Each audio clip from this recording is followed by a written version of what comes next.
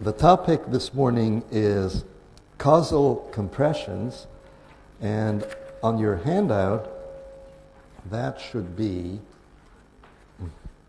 on page 20. Thank you very much. Okay, it's page 20. Now, take a look at the handout, and what you'll see in the abstract is that compression turns out to be a vital property of thinking. And language, for us linguists, turns out to be a fantastic instrument of compression, a fantastic tool of compression. Now, what does that mean? It's not compression as in, let's say, computer file compression. It's something a little bit different. It's a compression that takes advantage of the richness of our unconscious brain. And what language is able to do is to give us very structured forms, but that are very economical, that are very short, and yet are able to trigger in our minds vast expanses of causal reasoning, unconscious causal reasoning. We don't have to go through all the logical steps of the reasoning. They happen automatically in our minds, and we just get the result. And so we get the meaning of the corresponding language form. Okay? But if we think about it, this is a phenomenal property, the capacity for this compression, because the forms that are being used by language are actually very standard, very ordinary forms. And yet, they can adapt to very specific situations.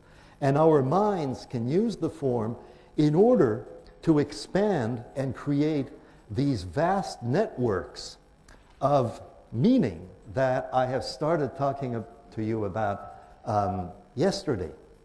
So today, we will delve more into this issue of causal compressions, which I think is one of the most fascinating things that we discover. Not just causal compressions, but actually, as it turns out, compressions of other kinds as well. I will start with an example for you. The first section is about long causal chains that get compressed. And I will start with an interesting example that I heard myself. This is real data. This is not invented data. This is data that happens in the world. And it's very ordinary data. It has nothing fancy about it, nothing exotic about it. So this particular sentence is the one I heard on the radio. And as you see, it says, Martina is 3 points away from the airport. Now, if you try to get a literal reading of this in isolation, not knowing anything about the context, the sentence does not make any sense, because in English, points are not a way to measure distance. You could be 3 miles from the airport, you could be 3 inches from the airport, but you can't be 3 points from the airport. Okay? And yet, in the context where this sentence appeared on the radio, it was a perfectly idiomatic, unproblematic statement that everybody could understand. Well, the context was actually a tennis match. And Martina is the famous tennis player, Martina Navratilova. And she was playing in a tennis match. And at that point, in the sports broadcast, this is an announcer on the radio, and he is telling us, of course, about the tennis match that's going on. So this is broadcast on the radio so that we can follow the tennis match. And the sportscaster is informing us that Martina is actually losing at that point. And that if she loses 3 more points in the tennis match, she is going to lose the match. And as a result of losing the match, she's going to be eliminated from the tournament. And therefore, she's going to have to go home, right? Because in the tennis tournament, when you lose the match, it's finished, okay? You're out of the competition. So if Martina loses, then she will have to go home. If she goes home, she's going to have to take the plane, so she's going to have to go to the airport, okay? So you understand now the meaning of that sentence in that particular context. It was saying that Martina was on the verge of losing, and that 3 more points, if she lost 3 more points, she would have to go home and go to the airport. Notice how compressed this sentence is. It doesn't tell you anything about tennis in itself. You don't know that it's about tennis. It doesn't tell you all the intermediate stages that you need to know. To understand this, you need to know that you're eliminated from tournaments, that you have to go home, you know, a lot of information that's in your brain.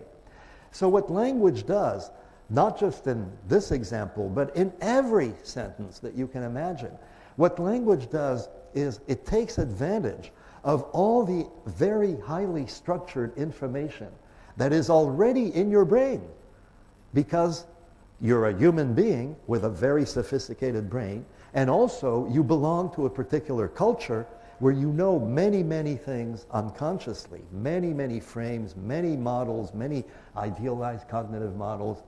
And the language takes advantage of that, so that with this minimum number of words, it can create in your mind a decompression where you reconstruct the entire causal chain.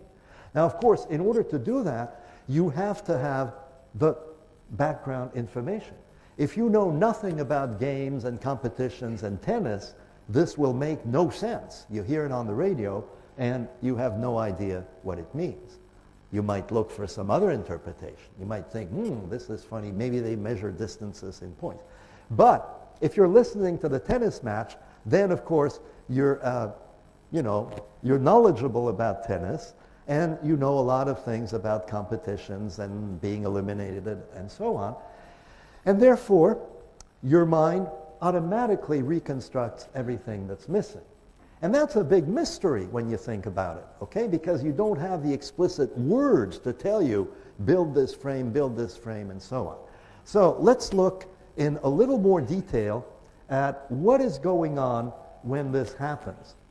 A literal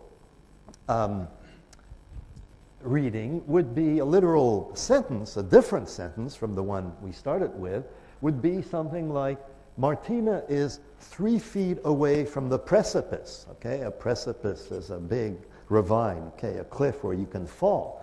Now, if you are 3 feet away from the precipice, it doesn't mean you're going to fall, but it does mean that if you move 3 feet in that direction, of course, then you will fall. Okay, so it can be a warning. You can say, hey, watch out, Martina, you're 3 feet from the precipice, you know, you're going to fall. That is a purely spatial interpretation. It's an interpretation in physical space. You're measuring the distance in feet, and you're pointing out the danger of falling over the cliff, right? Now, in the second sentence, Martina is 3 points away from the end of the match. Here we see a metaphor, actually, of event structure. And yesterday, one of the participants brought up the issue of event structure, and here is a case where metaphor is used to inform us about event structure. So the events of Martina plays this game, Martina plays this point, and then Martina loses, all those are possible events in the tennis match, and they are structured with a source domain, a metaphorical source domain of space. So the events are along a line, if you like, and they follow each other. There's one after the other. They are ordered events in physical space, but of course that's a metaphor.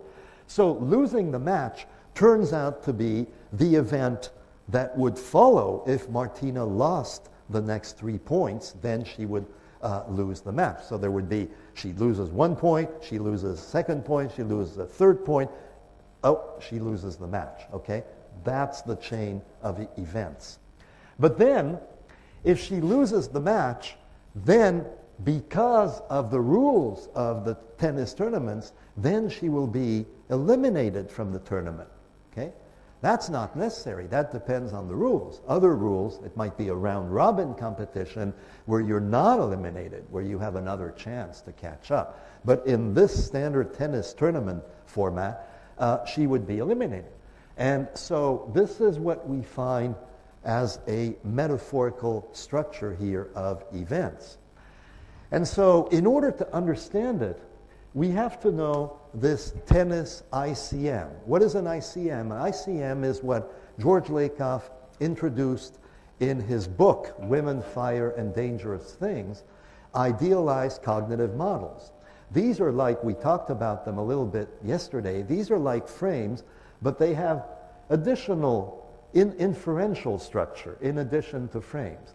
And they fit cultural models in a certain way. They're very simple. So here, the tennis model contains a lot of information about tennis, and in particular, it allows us, this tennis idealized cognitive model, allows us to understand this causal chain. If you lose 3 points, you lose the second set. And in women's matches, there are only 3 sets. So if you lose the second set, you've lost the match. If you lose the match, then you're eliminated from the tournament. So here is the causal chain that is not mentioned in the initial sentence. When it says, you know, she's 3 points from the airport, it doesn't tell you all that. All that is information structure that you retrieve from your brain because you've already got it, because you've already learned very complex things about, fairly complex things, let's say, about tennis, okay? So you need the tennis ICM. But the tennis ICM does not contain the airport. The airport is not part of playing tennis. You don't play tennis in the airport. So how do you get the airport in the sentence? Well, you need some more ICMs.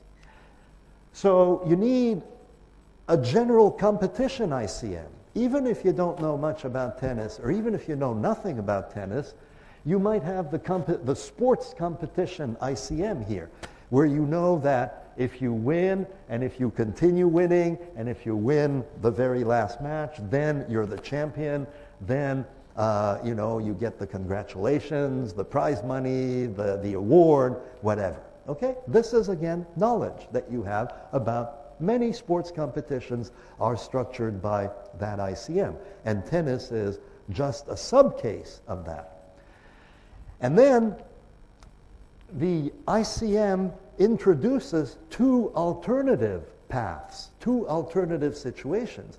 Either you win, and you're the champion, or you lose at some point, and then whatever point, even if it's the semifinal, you're out of the tournament and you have to go home. You don't really have to go home. You might stay and watch the others, but very often you're, you know, really dejected at having lost and you just go home. So in the simplified model, you go home because you've been eliminated.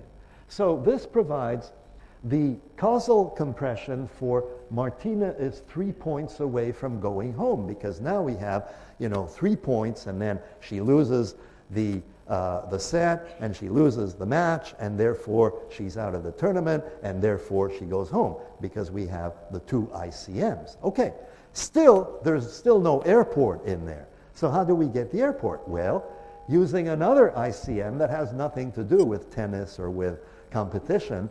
It's a very common ICM, but still one we have to know, that one way to get home, if you're far from home, is to fly in an airplane. Okay?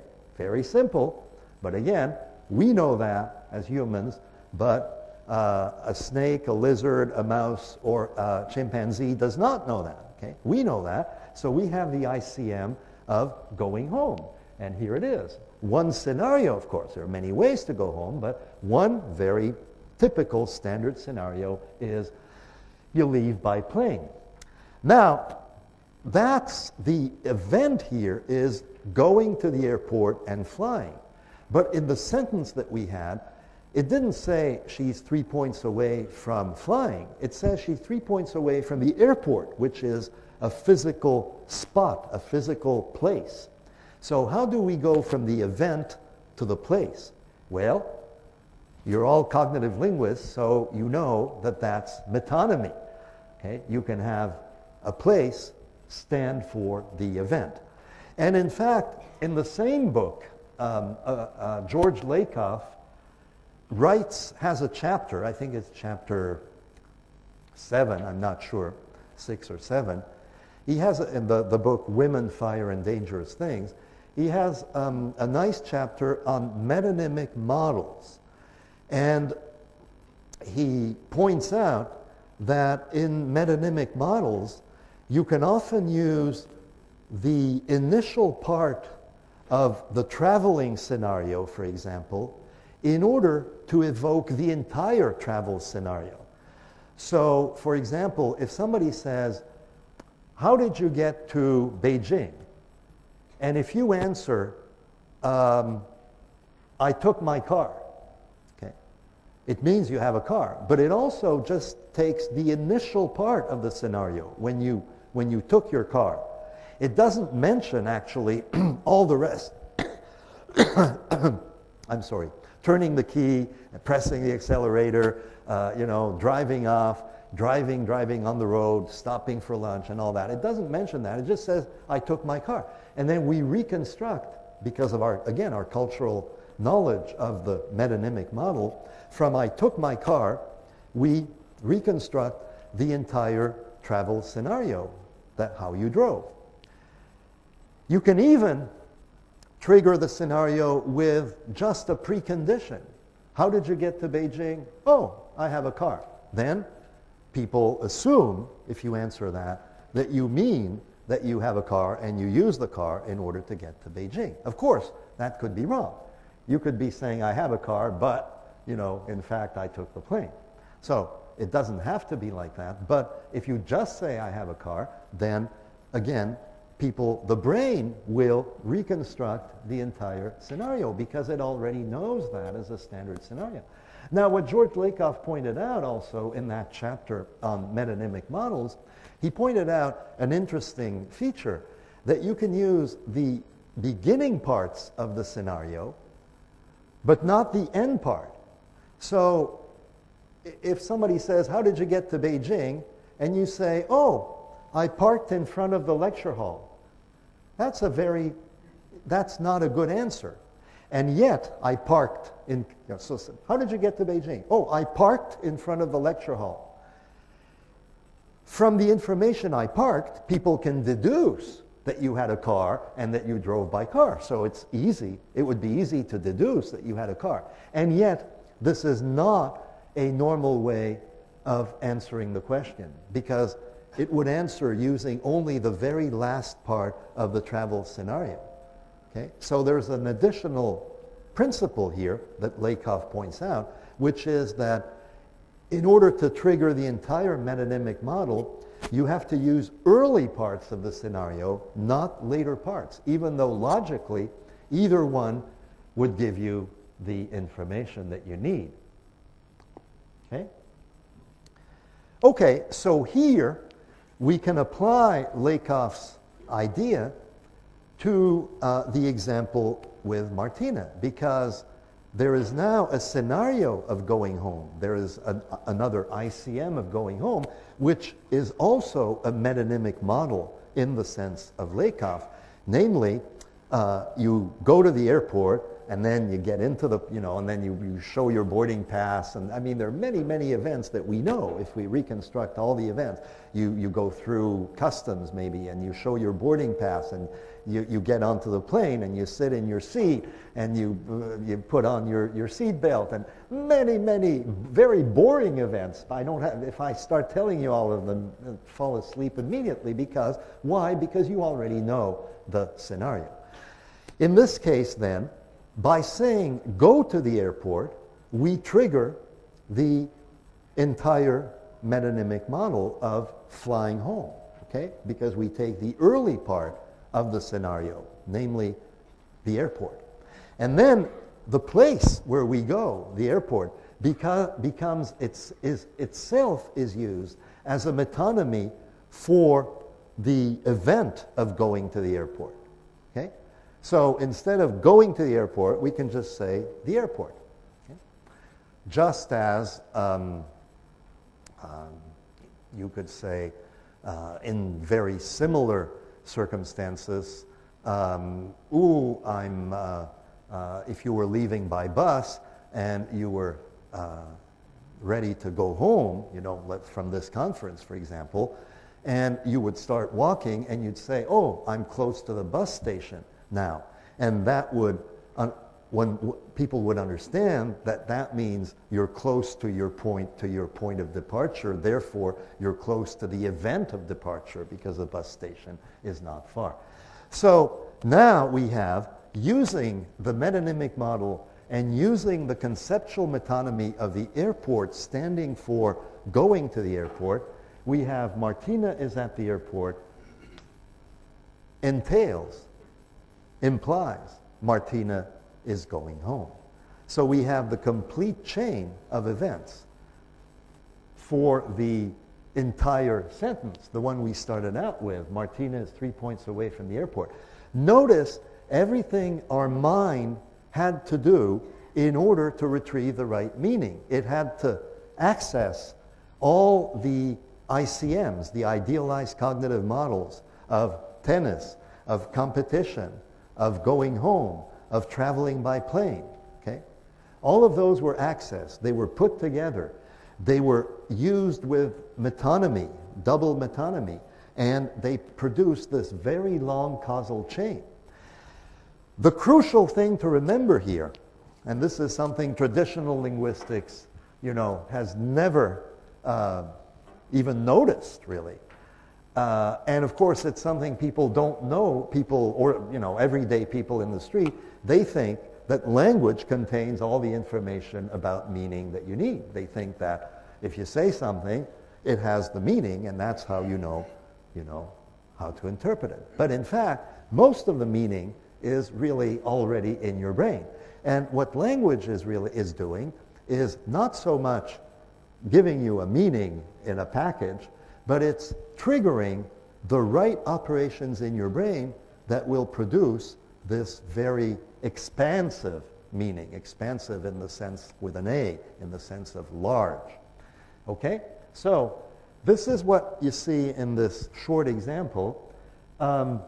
The successive mental leaps are not coded in the output signal. The output signal that we get, Martina is 3 points away from the airport, tells us nothing about all these ICMs.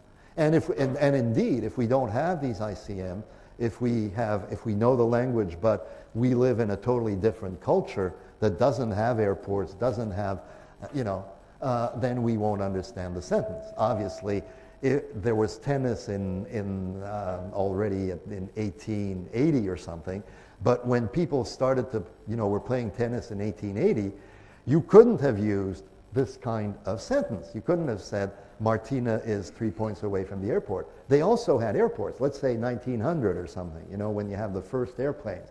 You have airports and you have tennis, but they're not related at all because tennis players do not fly home in airplanes because there are no passenger airplanes at the time. So somebody at that time could not in any way have understood this particular sentence. We understand it because we have the particular ICMs.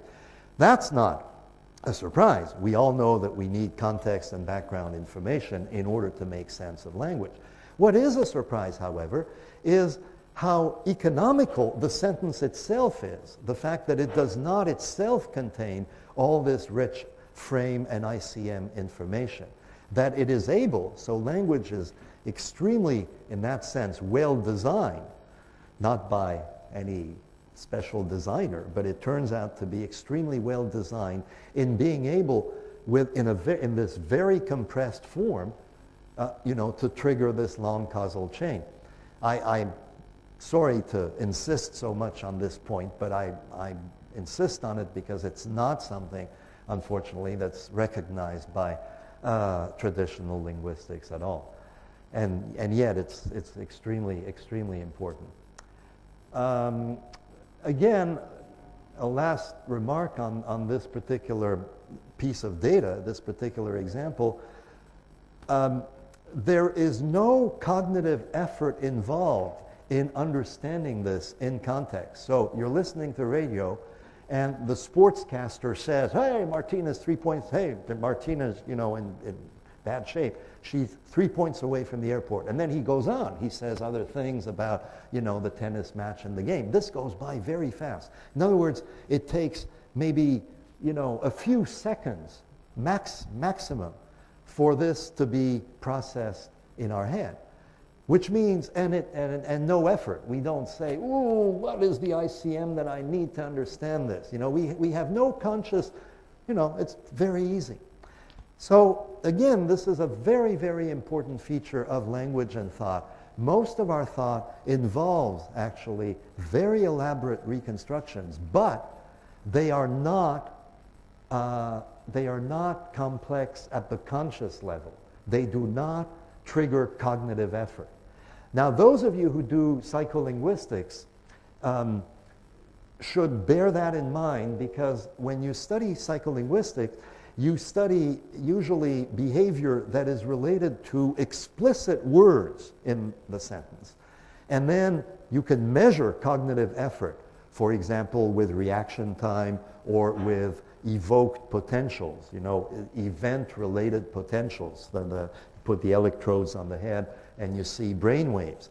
Now, typically, those brain waves will measure in interesting ways. They'll measure the cognitive effort when you come upon a strange word or an abnormal word or something. But they will not measure the complexity of something that's going on unconsciously very easily. Okay? So the mind does these things very easily. It's not, again, the fact that there is complexity should not mean that there is any effort on the part of the conscious brain. This goes through the brain for the same reason, of course, that vision does not demand any big effort for us. We open our eyes and we see.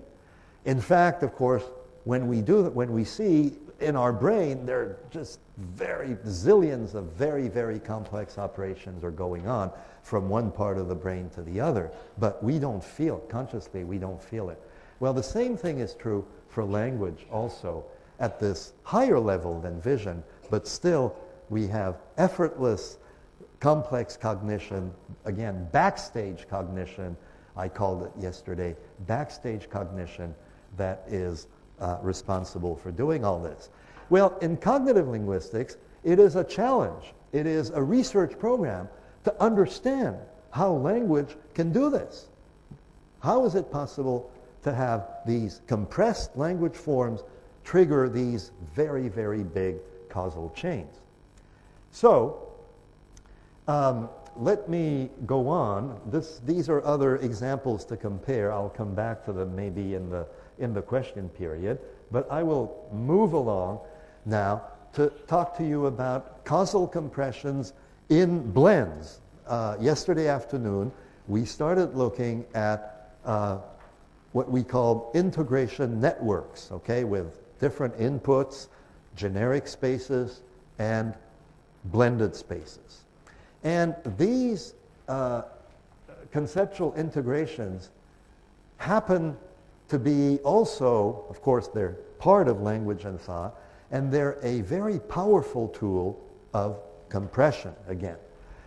So, for example, the picture that we talked about yesterday afternoon, the picture of the children, contains many, many compressions. And I will just mention the causal compression because that's what I'm talking about today. It contains many other compressions as well. But it contains a causal compression in the following way. In the inputs, remember, those are the inputs. One is education and the child, poor education, and so on. And then over here, you have the result, much later on, 20 years later, you have bad doctors and incompetent adults. Okay? So there is a cause way up there. The poor education is the cause of the low competence. Okay? And it's a cause over a long number of years, over maybe 15, 20 years. Poor education now means later bad doctor. And of course, it also means in the picture, he will do your bypass and you will die. Okay, that's another effect of this cause. Now, in the blend, which is represented here in the picture, in the blend, the cause, bad education, and the effect, bad doctor, have been merged. So you have now a unique cause effect, which is, here are the children, they have the bad education, and they are bad doctors. So in the blend, it's the same thing to have the bad education and to have the bad competence as a doctor. You see what I'm saying? In the blend, time has been compressed, of course. Instead of 20 years, there's now 0 years. You have the children, they're operating right away. So time has been compressed. As a result, cause and effect have also been compressed. And so the bad education of the children is directly in the blend their bad performance as doctors. Okay, let's look at some other kinds of examples. There's a wide diversity of fascinating causal compressions. And I will use examples from Eve Sweetser now. Eve Sweetser analyzed some rituals, okay? Rituals in life. And we have many, many rituals, including in universities, in education, for example, getting your degree, going up to the stage, somebody gives you your degree, and so on. These are all rituals. And of course, there are religious rituals, and there are other cultural rituals. So rituals, very important in human life. So here's one example of a simple ritual in an Italian town where the baby is born, and in order for the baby to have a good life, you have the ritual of people get together and somebody, maybe like the godfather of the baby, takes up the baby and carries the baby up the stairs from the ground floor to the top floor. Okay? And the stairs stand for the event of going up the stairs, which takes maybe 15 or 20 seconds. It's fast, or maybe a little more. That stands for the entire life of the baby. So the bottom of the stairs is the baby is born, and the top of the stairs is the end of the life of the baby. And when you perform this ritual, you carry the baby up the stairs. It's important, of course, for example, not to fall or even to stumble, because that would be a bad omen, right? It would. I was visiting the Forbidden City and also the Temple of Heaven. Temple of Heaven, they explained some of the rituals, and they had the same comment in the explanation that if the ritual was performed badly, wrongly, and if there were any mistakes in the ritual, that would be a bad omen for the future, a bad harvest, okay, so the ritual has to be executed very, very cleanly. So in the case of the stairs, this is actually emergent structure in the ritual. Here's how this is organized as a blend. You have one input up here. This is the input of going up the stairs in general, okay? And of course, you go up the stairs many times, maybe 2 or 3 times every day or more. And you can carry the baby up the stairs, and even if you as long as the baby doesn't really fall, if you stumble or if you go too fast or something, it doesn't matter, okay? But in the ritual, of course, it does matter. So the input that you've got here is not the ritual. This is just the input of ordinary climbing stairs. Over here, the other input is in the imagination. This is the input of the life of the baby in the future, what the life is going to be. We don't know, of course, what the life will actually contain, but we know that the baby will have a life. And we can now do the mapping. Remember yesterday in blends, you do a matching, a cross-space mapping between one input and the other input. So here you map the bottom of the stairs is mapped on to the beginning of the baby's life, and the top of the stairs is mapped on to the end of the baby's life. Now we project into a new blended space, and the blended space is the space where you have the ritual, because in that space you climb stairs, but climbing stairs is the baby's life. So now, of course, there are very important consequences. For example, if you climb too fast, if you climb the stairs, 2 steps at a time, very fast, this is bad because you get to the top early, and the implication is the baby's life is going to be short, right? And the baby is going to die young. So you have to go up the stairs slowly to ensure the baby has a long life. In the same way, as I said before, stumbling or something is a sign of, is going to be mapped onto difficulties, trouble in the baby's life. So to ensure a good life for the baby, you must walk up the stairs in a very secure, cautious, and dignified manner. And so on. You can imagine emergent implications in the ritual. So the ritual space has the structure of the stairs input. It's the same structure, but it has a lot of the content of the life input because it represents the life of the baby. And so, again, in a case like this, you have the cause and the effect are being compressed, because over here you have the climbing of the stairs that's taking place.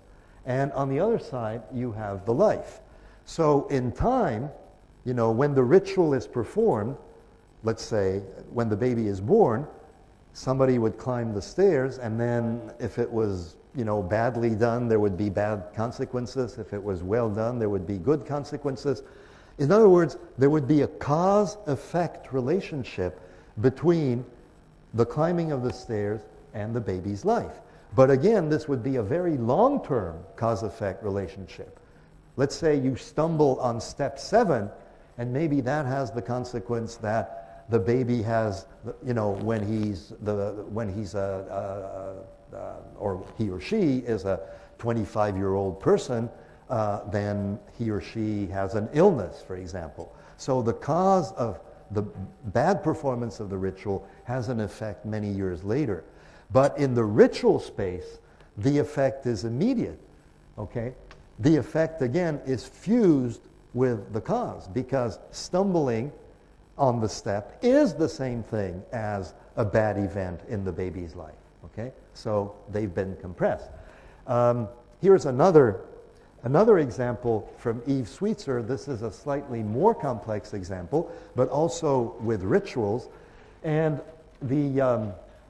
it has to do with hunting buffaloes. So these are, this is ancient customs, but recent, but fairly recent in North America, of Native Americans, Indians, who go and hunt buffaloes, okay?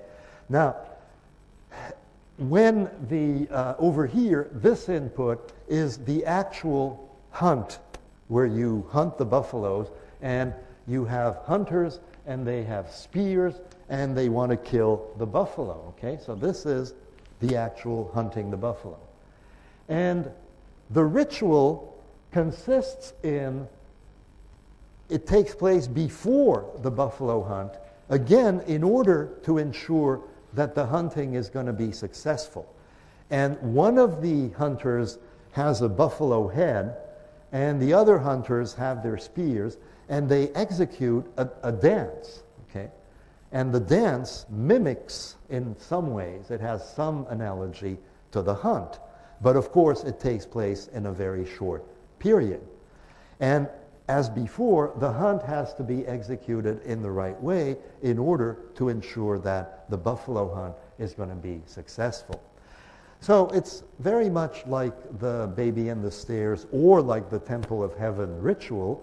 Namely, there is a cause, good execution of the ritual, and there's an effect later, which is whether the hunt is going to be successful or not. And in the ritual space, those are merged so that in the ritual space, there really is a buffalo here. The buffalo, of course, over here, it's the man with the buffalo, with the head of the buffalo mask, or the buffalo mask. But over here, this is the buffalo in the ritual, okay? And represents, of course, the real buffalo in the hunt. And so if something goes wrong here, then that's something that happened to the hunt. And therefore, the cause-effect here, which is distant in the ritual, again, has been merged into a single thing. It's a unique thing. Okay. Let's look at some other cases, because there's a variety. They don't look the same, but they all have this very fundamental, very crucial property, without which we would not have language at all. They have this crucial property of massively compressing causality. So here's an example. Some politician, this is a situation where in Congress or in Parliament or in the Assembly of representatives or members of Parliament, and they are voting on a bill. And a politician vetoes the bill, a president, let's say, vetoes the bill, okay? Veto means that even though the bill is voted, he has the right to cancel the bill, okay? Now, somebody can say, now the bill was a foreign aid bill, so it was a bill that would have provided some money to give to foreign countries, especially foreign countries that are poor, so that in those countries the money could have helped, for example, with problems of food, the food emergencies that we talked about yesterday in the context of counterfactuals. And therefore, that money could be used to help children who are famished, who are starving.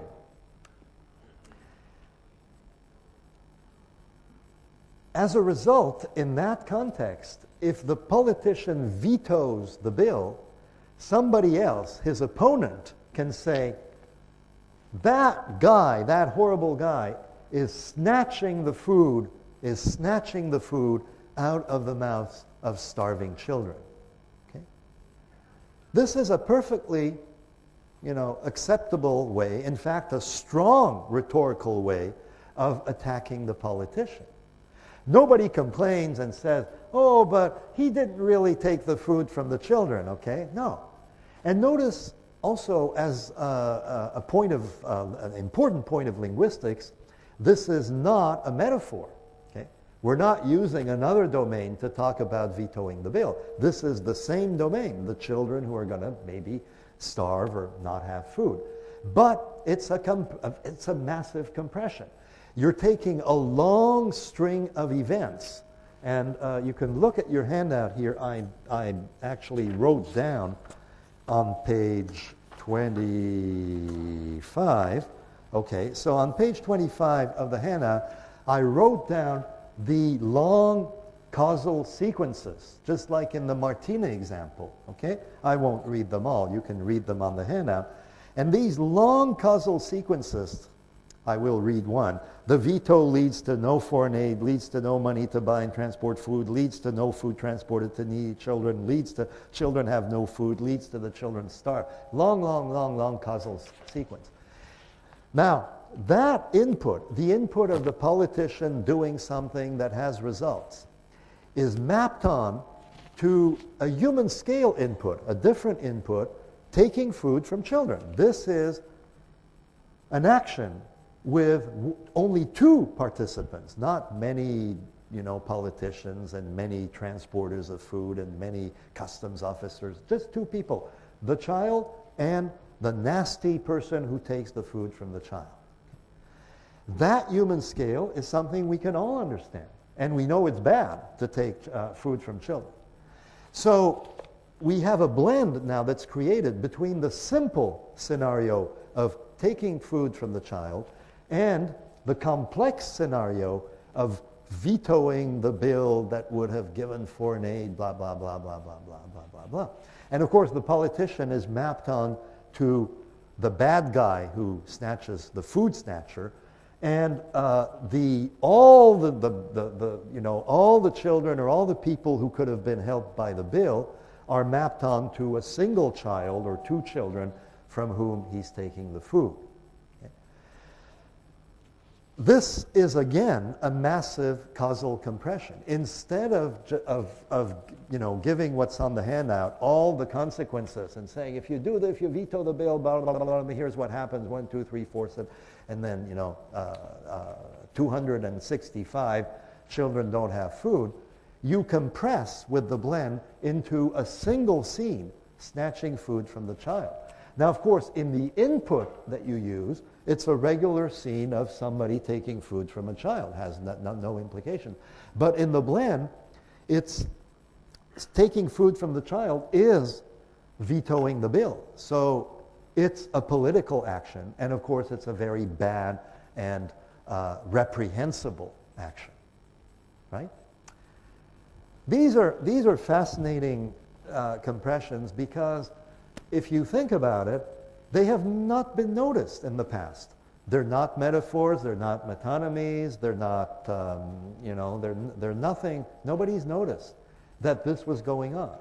But in fact, they are as powerful as metaphors or anything else in order to give us a very long and detailed meaning in a very, very short form and a very understandable form.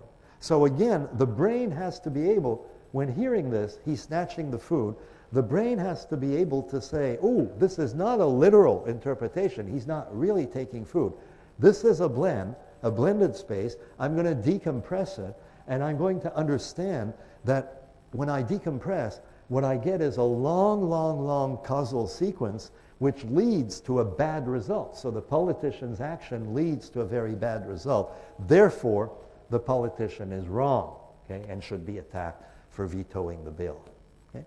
But again, the economy of language here is fabulous. But how can language be so economical? Because it's using, of course, scenarios that you already have in your brain. That's important. But it's also using your capacity as human beings to do the blending and compression, and then to do the unblending, the decompression. Okay? That's how language in cases like that is able to work in this very, very tight economical and visual way. You can almost see the person, taking the food.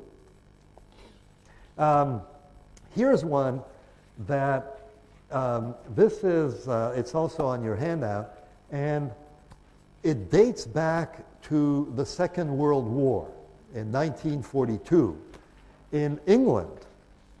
And notice what it says. It says, when you ride alone, you ride with Hitler. And it says, join a car-sharing club today. Okay. Now, again, literally, this is bizarre. And there's a kind of phantom here, a kind of ghost of Hitler in the car with you, okay? So, again, literally, what could this possibly mean? Why would riding alone mean that Hitler is with you? In fact, if you're alone, there can't be anybody with you, so there can't be Hitler or anybody else, right? So what does this mean? Well, again, the context is crucial in order to reconstruct the causal chain, but people who saw that could immediately reconstruct the causal chain. They had, again, no cognitive effort. Why? Because they knew at the time, during the war, that gas was a very precious gasoline, petroleum was a very precious commodity. And therefore, you wanted to save the gas as much as you could for the country, for the war effort of the country, in order to be able to fight Germany. In this case, it was England fighting Germany. So the logic of the ad was, if you're riding alone, instead of having other people with you, instead of carpooling or car sharing, if you're not sharing your car, you're spending too much gas. You're taking that gas away from the war effort. That's an advantage for Germany. Ultimately, it's an advantage for Hitler, who is the leader of Germany, right? So you're helping Hitler. Okay, but helping Hitler is not the same as having Hitler in your car. That's different. But with the blend, what they've been able to do here is they've been able to take the simple scenario of either you ride alone or you help somebody. If you have somebody in your car, you help them in transportation. And then in the other input, the complex input, you have this long causal sequence of you ride alone, you're not saving gas, the country is spending more gas, and so on. And because of people like you, then Hitler is at an advantage.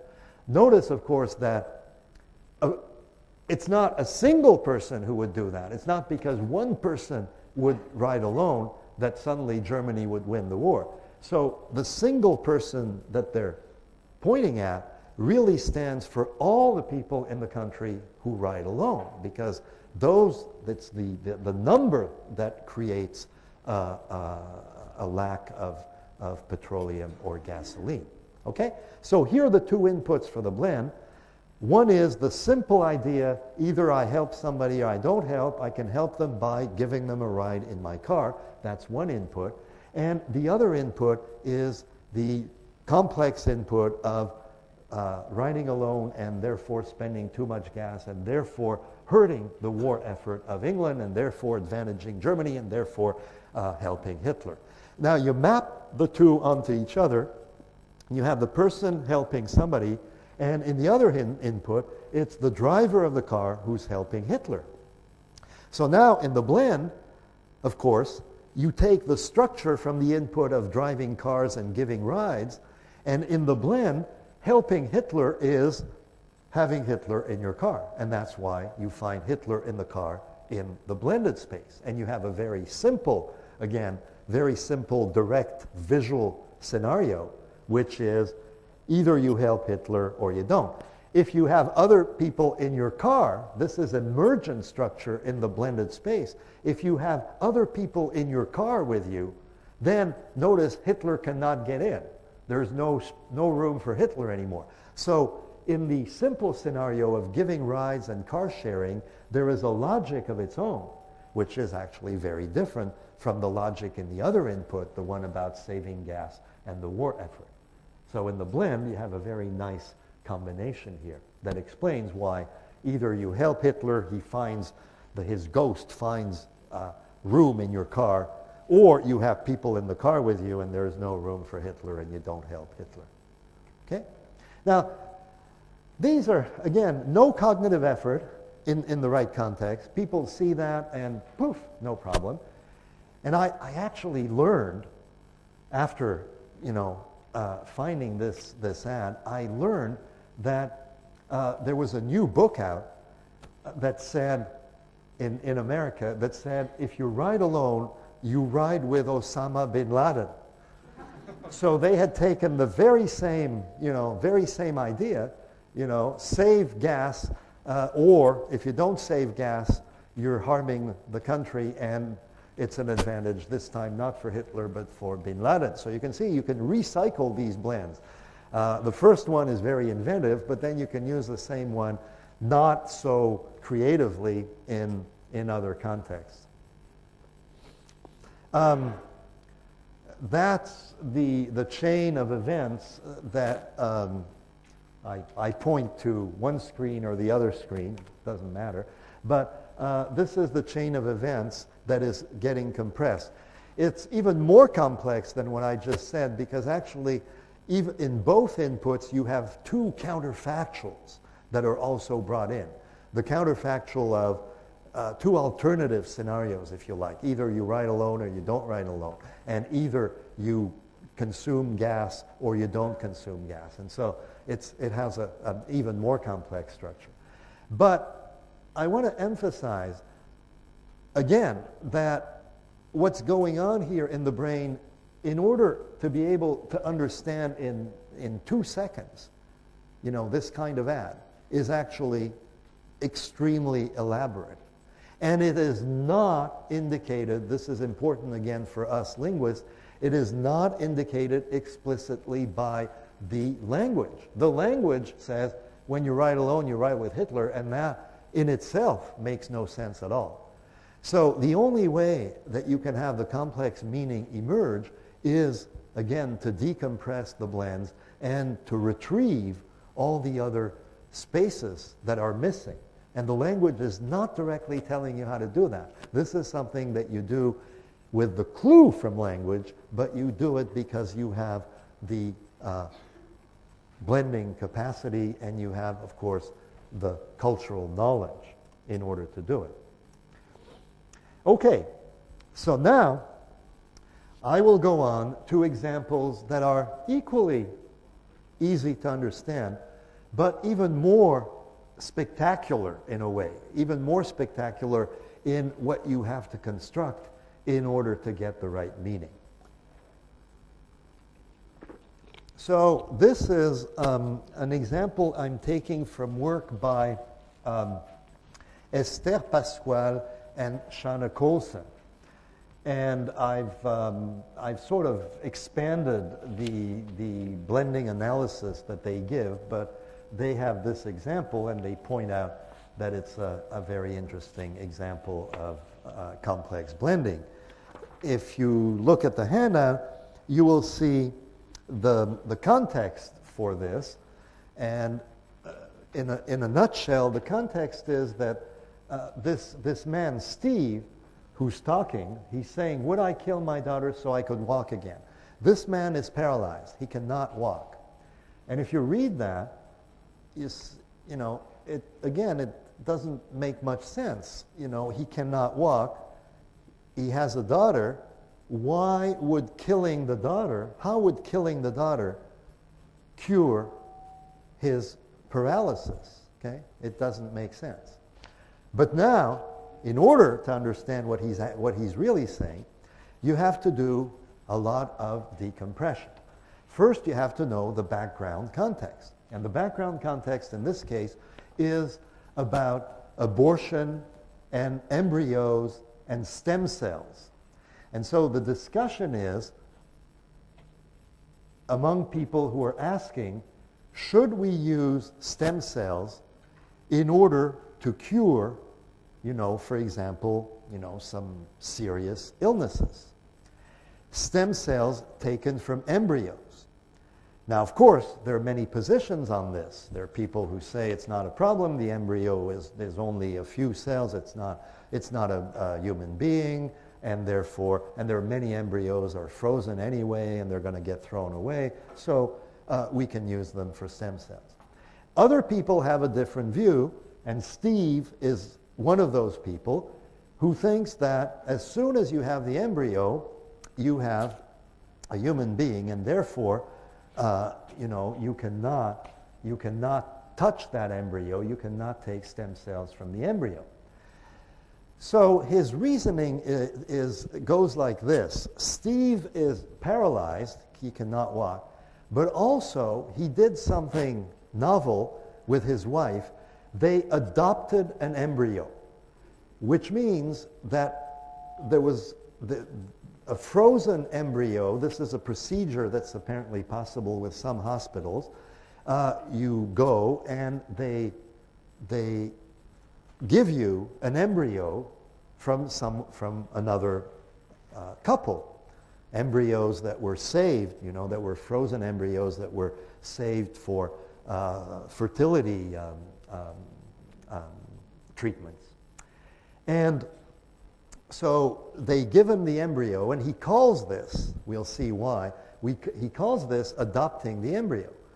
And then the embryo was, in this case, was carried to term by his wife so that they had the child. And I think that was the case. And then the child became a little girl, Zara. And so what he's saying here is, if I use stem cells from an embryo, okay, to cure my paralysis, that embryo can no longer be adopted, for example, and become a little girl. So there is no little girl. Then he makes the analogy of some embryo with his own little girl. And he says, well, it's the same thing as if I killed my little girl, because I would prevent my little girl from existing. You understand the logic here that he's using. Notice it's quite complex. So let's see a little bit how many mental spaces are really being built here. There's a long chain of them. And again, I've put them on your handout. It starts out with, in this way. You have, in the first mental space, you have the embryo, E, okay? Embryo is by itself. Of course, there's some framing. The embryo is maybe in the hospital, frozen, and so on. Then the embryo is given to Steve. S here stands for Steve. So Steve now has the embryo. And then later, another mental space. All of these spaces are connected through time. And so in a later space, the embryo actually becomes a fetus, and then a child that is born, and then a little girl, Zara. And this is the time at which the conversation takes place. So Steve has the little girl, Zara, that is the result of the embryo, evolving like any little child. So in this space, there is a father-child relationship between Steve and Zara. This is another general mental space where you have the father-child relationship. Well, we can, of course, map the father-child relationship onto Steve and Zara because of the adoption, not because of biology, for example. Steve is not the biological father of Zara. The embryo is not biologically related to Steve. So here's the first mapping. Father-child is mapped onto Steve and Zara. Father-child is not mapped onto SE because an embryo is not a child. And up here, same thing. Then we continue. We have, again, the three spaces I just mentioned up here. I didn't, in order to not to clutter the diagram, I left out the connections, but it's the same three spaces, the one with E, the one with SE, and the one with Steve and Zara father-child relation. Now we blend these three spaces together, okay? So they all come in. Those are now the three inputs to give you this blend. The way they blend is very straightforward, very easy. Steve comes in, here's Steve, here's Steve, here's Steve, and Steve comes in and is the father, Steve, father over here, because he has the property father in this space, so that gets projected into the blend. And then the embryo is connected, of course, to Zara, causally. There's a causal connection. The embryo becomes Zara. And in the blend, the embryo and Zara are blended into a single individual, Zara embryo. It doesn't matter what stage in time. And, of course, has the property child. So through this blend, we understand how Steve can adopt an embryo, because the notion of adoption, which has to do with a child that's already born, now in the blend, the embryo is a child as soon as it exists as an embryo, and therefore it can be adopted. The adoption frame, adoption scenario can be applied to the embryo. But that's because of blending embryo and child together. Okay? That still doesn't explain by itself, it doesn't explain the stuff about why would I kill my own daughter. So we have to do a little more work to get to the daughter. What Steve is doing when he says, would I kill my own daughter, he's also building a counterfactual series of spaces. So we have this is the factual, this is what actually happened, you know, with Zara being the result of the embryo. And then there's a counterfactual where suppose you take the embryo and instead of having the embryo become a child, you have the embryo is used for Steve medically. That is, instead of using the father-child frame now, you use the patient cell frame. Here's the frame, here's a patient, and here's a cell that you can use, something you can use to help the patient get better. And so now the embryo is mapped on to the cell, and Steve is mapped on to the patient. As a result, we have, in this space, we have, you know, the medical intervention with the cells, and as a result, Steve can now walk. Okay? So this is the counterfactual because, of course, in fact, Steve did not get a stem cell treatment. But he says if I got a stem cell treatment, that's what would happen. There would be an embryo, they would take the stem cells, and then they would apply the medical procedure, and I could walk. So he's comparing these two scenarios. And now we're going to find something that's very much like the example of the missing chair that we studied yesterday. Remember the missing chair? Well, in this case, given that you have the counterfactual scenario, the embryo is used to cure Steve, and the actual scenario, the embryo becomes the daughter Zara, if I look at those two results, this is the counterfactual one and this is the real one, if I look at these two, in one of them I have the child Zara, who's the daughter. I put D here. It's like C. I should have put C, child, but it's the D for daughter. It's the same thing. Okay, so this is Zara, the daughter embryo, of course, remember, in the blend, it's the same thing. And then over here, you have Steve walks, but of course, there is no Zara anymore. There is no child. So if you compare the counterfactual and the other one, it's exactly like our missing chair example yesterday. In one of them, there is nothing. In the other one, there's something. And we observed yesterday that in a case like that, you could you could create as meaning the nothingness that's over here could be created as a missing something. In other words, over here where Steve walks, there is a missing Zara. Okay? There is a missing Zara. And so Steve walks and Zara is missing. In the counterfactual example, Steve walks and Zara is missing. In the real example, Steve does not walk, but Zara is there. Okay? Still no killing going on, but you can see the contrast going on.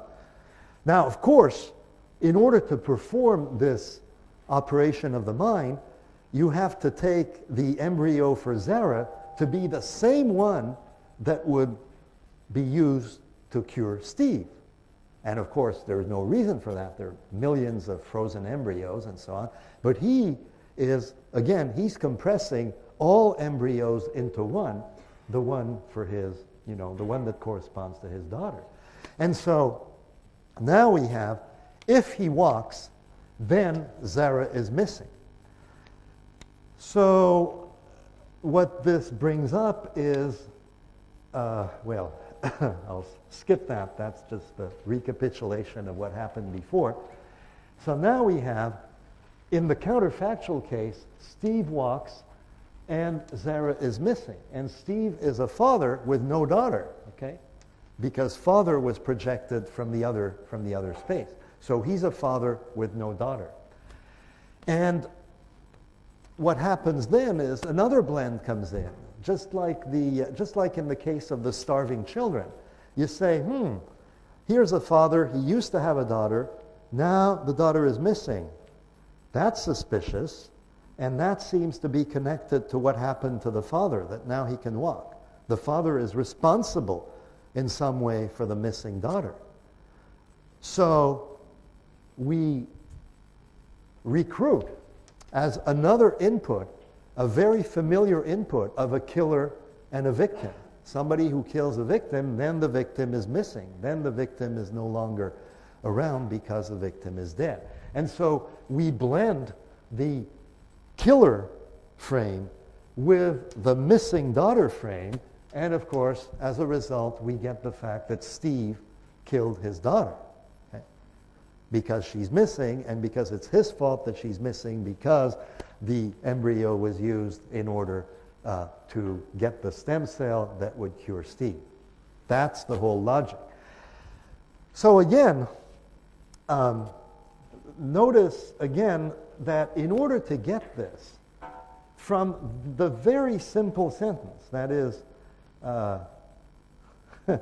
over here, Steve just said, would I kill my daughter so that I could walk again? And everybody understood what he was saying. There was no problem of, hey, you're not killing your daughter. No, everybody understood. In other words, it was very easy for people, even though the language was literally talking about killing the daughter, which would never happen. Everybody understood what he was saying. That means that everybody was able to reconstruct this highly complex and organized series of factual and counterfactual mental spaces. So again, a causal sequence, a very, very elaborate causal sequence, reconstructed without explicit language instruction. Okay, these are more examples. I will skip them for now. I will note just one thing. When we do the section on grammar, and I think that's probably number 6, so well, tomorrow afternoon maybe, number 6, right? Lecture number 6. So when we do the section on grammar, I will again emphasize very strongly that in fact the role of grammar and the power of grammar comes from the capacity to do these compressions routinely, automatically. And here's an example as a preview, if you like. The example has a lot of stuff here about how the grammatical construction is actually put together as a blend. I will save that for later, but I will just look with you informally at the sentence, which is, I boiled the pan dry. Now, this is a form in English, it's called the resultative. And you can say, I painted the wall white. So the form is noun phrase, I, verb, painted, noun phrase, object, the wall, and then adjective, the result, white. I painted the wall white. Resultative construction. So if you take an example like, I boiled the pan dry, very short expression, example of the resultative construction. What that actually describes is a case where you had your stove, okay? Stove where you do the cooking. And you had your pan and you put some water or liquid in the pan. You put it on the stove and it started to boil. And you went away, you went for a walk, okay, in the park. And when you came home, all the water was gone. So the result was the pan was dry. In other words, you're not boiling the pan, okay? You're boiling the water. But the sentence tells you, I boiled the pan dry, because it's compressing the object to which something happened. The result, the pan was dry, and it's letting you reconstruct the entire causal sequence. And this is the entire causal sequence, and I think I've got it also in the handout. So this is a huge causal sequence that you have to reconstruct in order to understand this very short, very elegant, very simple form, I boiled the pan dry. And that's a feature of grammar. Again, we are fooled, both in everyday life and also often as linguists, we're fooled into thinking that the words in the language contain all the meaning. No, the words contain very little of the meaning. In boil the pan dry, there's just a word for something boiled and something got dry. And in order to understand how that could have happened, we have to reconstruct this complex causal sequence. So again, in later lectures, especially the one on grammar, I will propose an account of how grammar does this by using grammatical constructions which are themselves blends of syntactic form and semantic form. And for this morning, I will stop here, and if Professor Lee allows me, I'll have a few questions. Okay, thank you.